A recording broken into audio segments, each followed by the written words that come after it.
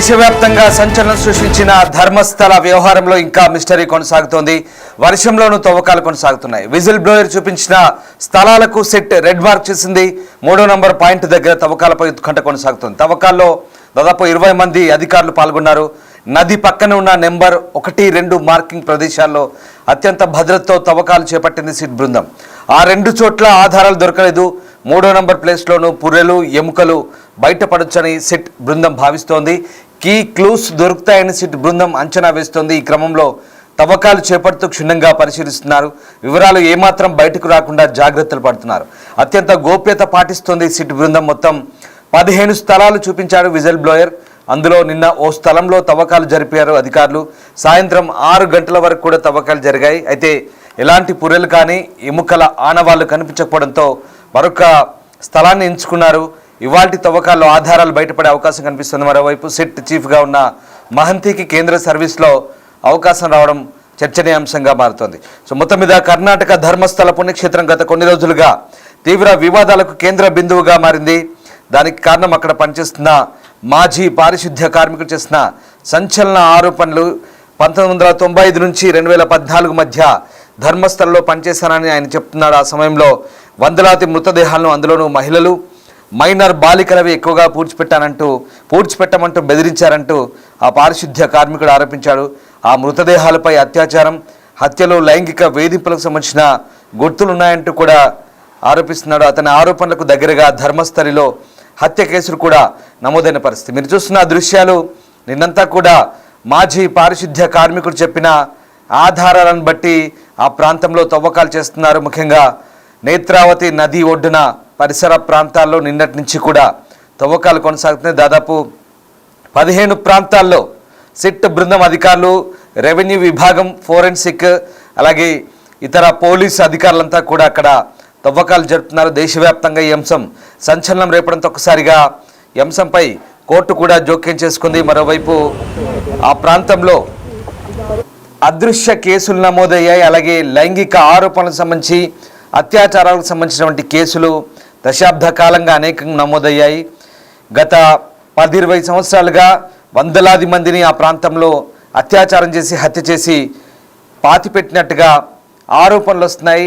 ఆ పారిశుద్ధ్య కార్మికుడు తానే స్వయంగా చాలామందిని అక్కడ పూడ్చిపెట్టినట్లు, పాతిపెట్టినట్లుగా ఆరోపిస్తున్నాడు. అంతేకాదు చాలామందిని ఖననం చేసినట్టుగా కూడా అతను స్టేట్మెంట్ ఇవ్వడంతో ఒక్కసారిగా కర్ణాటక పోలీసుతో పాటు యావత్ దేశం ఉలిక్కిపడింది. ధర్మస్థల మంజునాథ ఆలయ వెలుపల ఆ ప్రాంతంలో ఏం జరుగుతుందనే ఉత్కంఠ అయితే కొనసాగుతుంది.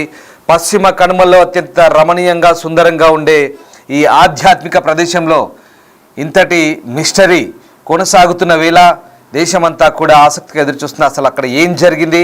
ఆ విజిల్ బ్లోయర్ చెప్పిన అంశాల ఆధారంగా ప్రస్తుతం అధికారులు దర్యాప్తు జరుపుతున్నారు. ప్రస్తుతం ఆ ప్రాంతంలో తవ్వకాలు జరుగుతున్నాయి. అయితే నిన్న జరిపిన తవ్వకాల్లో ఎలాంటి ఆధారాలు బయటపడినట్టుగా తెలుస్తోంది.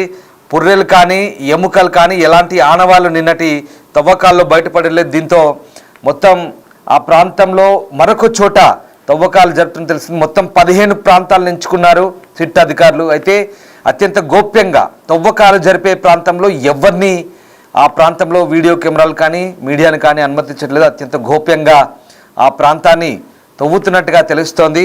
మరోవైపు వర్షాలు కురుస్తున్నాయి.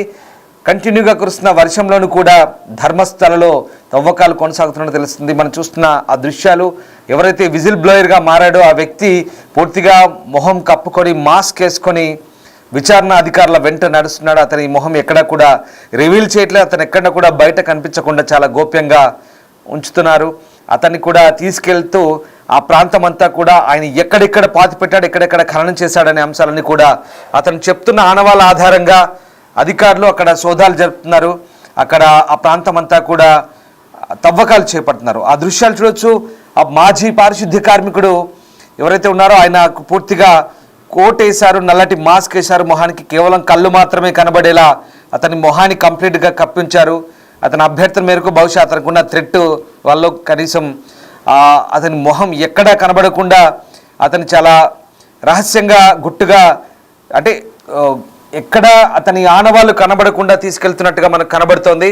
అలాగే ఆ ప్రాంతం అంతా కూడా ముఖ్యంగా మరో బాక్స్లో చూస్తున్నాం ఆ ప్రాంతంలో ఇది దూరం నుంచి తీసినటువంటి విజువల్స్ ఇవి.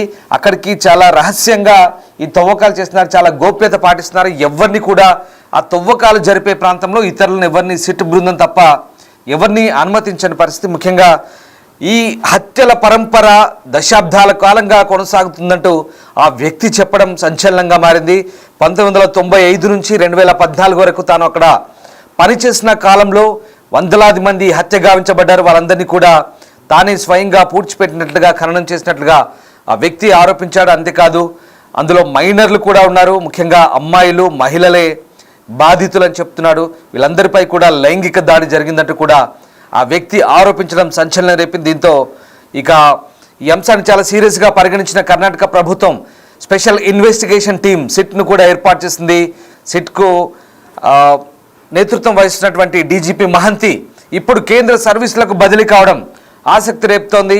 అయితే ఎందుకు అయినా సడన్గా ఈ దర్యాప్తు జరుగుతున్న క్రమంలో కేంద్ర సర్వీసులకు బదిలీ అయ్యాడని కూడా కొంత ఆసక్తికరమైన అంశం. ముఖ్యంగా ఈ హత్యలకు సంబంధించి అనేక ఆనవాళ్ళు ఉన్నట్టుగా అక్కడ ఆరోపిస్తున్నారు ఆ వ్యక్తి.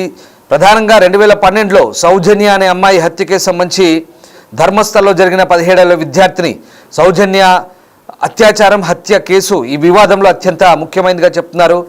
ఈ కేసులో విచారణ సరిగా జరగలేదండి, ఒక వ్యక్తిని బలిపశువుగా చేసి అసలు దోషులను తప్పించారనే ఆరోపణలు వచ్చిన నేపథ్యంలో ఆ ఏకైక నిందితుని కోర్టు నిర్దోషిగా విడుదల చేసింది. అలాగే అనన్య భట్ 2003 కాలేజీ ట్రిప్లో అదృశ్యమైన MBBS విద్యార్థిని అనన్య భట్ కేసు కూడా ఇప్పటికి కూడా ఇంకా పూర్తి స్థాయిలో పరిష్కారం కాలేదు. ఆమె తల్లి తన కూతురి కేసును తిరిగి రీఓపెన్ చేయాలంటూ డిమాండ్ చేసింది. దీంతో మళ్ళీ ఈ వివాదం తెరపైకి వచ్చింది.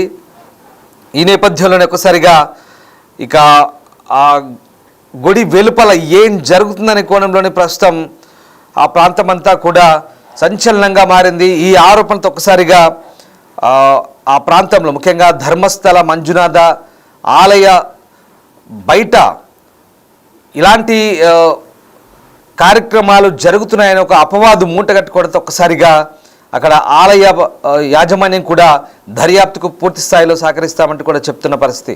సో మొత్తం మీద ఆ మాజీ పారిశుద్ధ్య కార్మికుడు గతంలో ఆలయంలో పనిచేసినప్పుడు తానే స్వయంగా కొంతమంది ఒత్తిడి మేరకు అలాగే ఉన్నత అధికారులు కొంతమంది పెద్ద వ్యక్తుల ఒత్తిడి మేరకు ఎవరైతే మహిళలు ఉన్నారో చనిపోయిన మహిళల డెడ్ బాడీలను తన అక్కడే పూడ్చిపెట్టినట్టుగా ఖననం చేసినట్టుగా చెప్తున్నాడు. సో మొత్తం మీద పాయింట్ 1 దగ్గర ఇప్పుడు తాజా అప్డేట్ ప్రకారం పాయింట్ 1 దగ్గర ఎక్కడైతే ఆ నేత్రావతి నది ఒడ్డుందో అక్కడ 15 అడుగుల వెడల్పులో 8 అడుగుల లోతు తవ్వారు.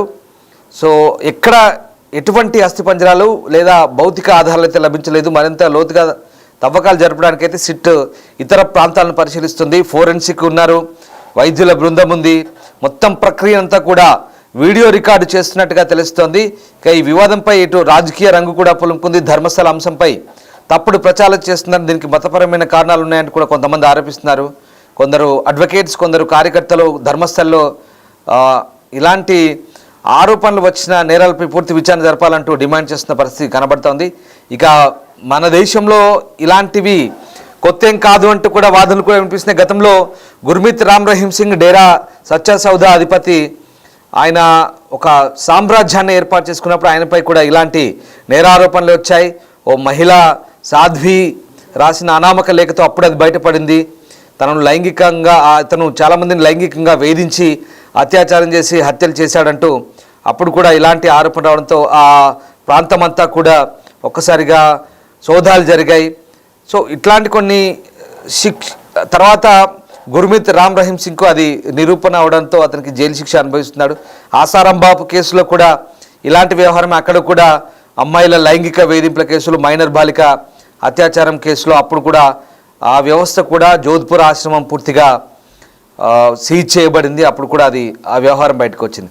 సో ఇలా వరుసగా నిత్యానంద బాబా కేసు కావచ్చు, ఆసారాం బాబ్జీ కావచ్చు, స్వామి భగవాన్ ఢిల్లీ యూపీలో ఆయన ఆశ్రమాలనే అక్కడ వివాదాస్పదంగానే కొనసాగింది. సో ఇలా ఓషో ఆశ్రమంలో కూడా ఇలాగే పూణే ఓషో ఆశ్రమంలో కొన్ని ఆరోపణలు వచ్చాయి. కానీ ఇక్కడ మంజునాథ ఆలయానికి కాస్త భిన్నంగా వ్యవహారం కనిపిస్తోంది. సో మొత్తం మీద ఈ ఆలయ వ్యవహారంలో ఇక్కడ ఎవరు ఇన్వాల్వ్ అయ్యారు ఏంటనేది ఇంకా సస్పెన్స్ కొనసాగుతుంది. ఆలయం వెలుపల జరిగిన ఈ అన్ని ఘటనలకు ఎవరు బాధ్యులు, దీని వెనుక ఎవరున్నారనేది మాత్రం పూర్తి స్థాయిలో తేలాల్సి ఉంది. సో ఈ వివాదం ధర్మస్థల ఆలయ చుట్టూ తిరుగుతున్న నేపథ్యంలో ఒక్కసారిగా అయితే ఆ ఆలయానికి సంబంధించి కొంతమంది వ్యక్తులపై చేసినటువంటి ఆరోపణల నేపథ్యంలో కర్ణాటక హైకోర్టు మాత్రం బెంగళూరు సిటీ కోర్టు వాళ్ళపై వచ్చినటువంటి నేరుగా వాళ్ళపై ఆరోపణ చేయదు, వాళ్ళపై ఎలాంటి తప్పుడు కథనాలు ప్రసారం చేయొద్దంటూ దాదాపుగా వేల సంఖ్యలో యూట్యూబ్ లింక్స్ను అవన్నీ కూడా తొలగించింది. దాదాపు 9,000 పైగా యూట్యూబ్ లింక్స్ను తొలగించిన పరిస్థితి. సో ఆ రకంగా ఇప్పుడు ఈ కేసులో అనేక మలుపులు తిరుగుతుంది. ఆ దృశ్యాలు చూడొచ్చు. నేత్రావతి నది ఒడ్డున పశ్చిమ కనుమల్లో ఉన్నటువంటి ఆ ధర్మస్థలి ఏదైతే ఉందో మంజునాథ్ ఆలయం దేశవ్యాప్తంగా చాలామందికి సెంటిమెంటు, చాలామంది దర్శించుకోవడానికి వస్తారు. ఆ ప్రాంతంలో ఆధ్యాత్మిక చింతన కొనసాగుతుంది. కానీ ఇలాంటి ఒక మిస్టరీ అక్కడ కొనసాగుతున్నప్పుడు అసలు ఏం జరిగింది, వందల మంది మహిళలు అమ్మాయిలపై ఈ లైంగిక వేధింపులు, అత్యాచారాలు, హత్యలు జరిగినట్టు ఒక్కసారిగా భక్తులు ఉలిక్కి పడుతున్నారు. దేశవ్యాప్తంగా చాలామంది ఉలిక్కి పడుతున్న పరిస్థితి ఆ సందర్భం. సో మరి దీని అంతటికీ ఎప్పుడు తెరపడుతుంది, ఆ మిస్టర్ని ఎప్పుడు ఛేదించబోతారు, ఎప్పుడు ఈ అంశాలు బయటకు వస్తాయనేది వేచి చూడాల్సిందే. మొత్తం మీద నిన్న జరిపిన తవ్వకాల్లో ఎలాంటి పురోగతి లేదు. ఇంకా ఇవాళ మరిన్ని కొత్త కొత్త ప్లేసుల్లో తవ్వుతున్నారు. ఎవరైతే మాజీ పారిశుద్ధ్య కార్మికుడు చెప్పిన ఆయా ప్రాంతాల్లో పూర్తిగా ఈ forensic, medical, doctors, revenue, police, SIT బృందం వీళ్ళంతా కూడా ఆ ప్రాంతాన్నంతా కూడా తవ్వి ఎక్కడ ఏమైనా ఆనవాళ్ళు దొరుకుతాయని పూర్తిగా ఆ ప్రాంతాన్ని వెతుకుతున్నారు. ఆ ప్రాంతంలో సోదాలు జరుపుతున్నారు, తవ్వకాలు జరుపుతున్నారు.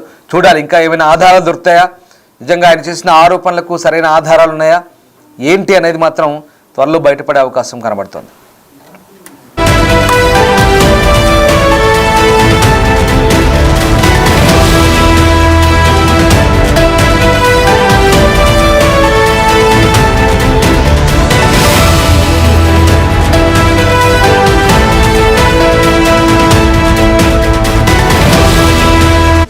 The Big Folk Night 2025 celebrating the soul of Telangana. August 23 సాయంత్రం 6 గంటల నుండి ఎల్బీ స్టేడియంలో. టికెట్స్ బుకింగ్ కోసం ఎంట్రీ వాలా యాప్ను డౌన్లోడ్ చేసుకోండి.